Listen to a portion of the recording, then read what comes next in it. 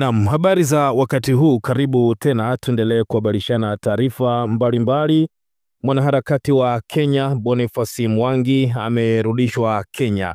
Jana nilikuhabarisha hapa taarifa kutoka Kenya ambapo Mudavadi alizungumza kuhusiana na wanaharakati kutoka Kenya ambao walizuiliwa kuingia nchini Tanzania na kurudishwa Kenya, akiwemo Martha Karua. Kwa upande wake alisema kwamba Tanzania na hiki ambacho amekifanya Rais wa Jamhuri ya Muungano wa Tanzania Daktari Samia Suluhu Hassan, ya kwamba alikuwa sahihi kabisa, lakini pia akatolea mfano kwamba kwa Kenya viongozi wengi sana wamekuwa hawana nidhamu wakati wa kuongea, na akasema kabisa alichokifanya Rais wa Tanzania ni sahihi kabisa. Hata Kenya pia wanaweza wakafanya hivyo. Kama hawamtaki mtu kuingia Kenya, basi wanaweza wakamzuia mtu huyo asiingie Kenya. Lakini pia msemaji wa serikali ya Kenya naye pia akamuunga mkono Rais wa Jamhuri ya Muungano wa Tanzania na kudai ya kwamba kile ambacho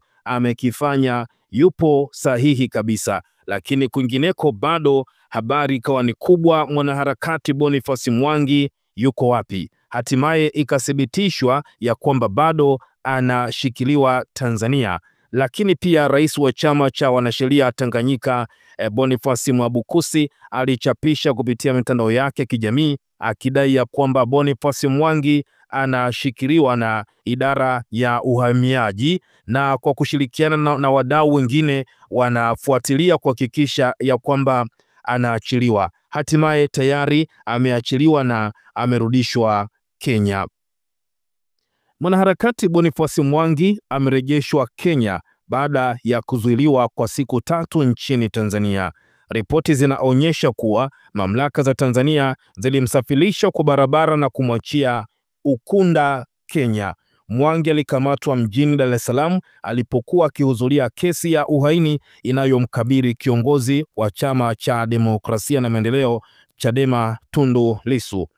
Kukamatwa kwake kulizua mvutano wa kidiplomasia kati ya Kenya na Tanzania, huku Wizara ya Mambo ya Nje ya Kenya ikidai ufikiaji wa kidiplomasia na taarifa kuhusu hali yake. Baada ya kurejeshwa, Boniface Mwangi amepelekwa hospitalini kwa uchunguzi wa kimatibabu. Familia yake na wafuasi wake wameelezea furaha kubwa ambayo wameipata baada ya Boniface Mwangi kupatikana, lakini bado wana wasiwasi kuhusu jinsi alivyotendewa akiwa kizuizini. Mengi tutazidi kukuhabarisha hapa. Tuliona mke wa Boniface Mwangi akiwa na watu wengine waliandamana mpaka ubalozi wa Tanzania huko Kenya jijini Nairobi kushinikiza serikali ya Kenya na Tanzania kuhakikisha ya kwamba Boniface Mwangi anarudishwa Kenya. Hatimaye amerudishwa Kenya. Tuachie maoni yako na endelea kukaa karibu nasi kwa taarifa zaidi.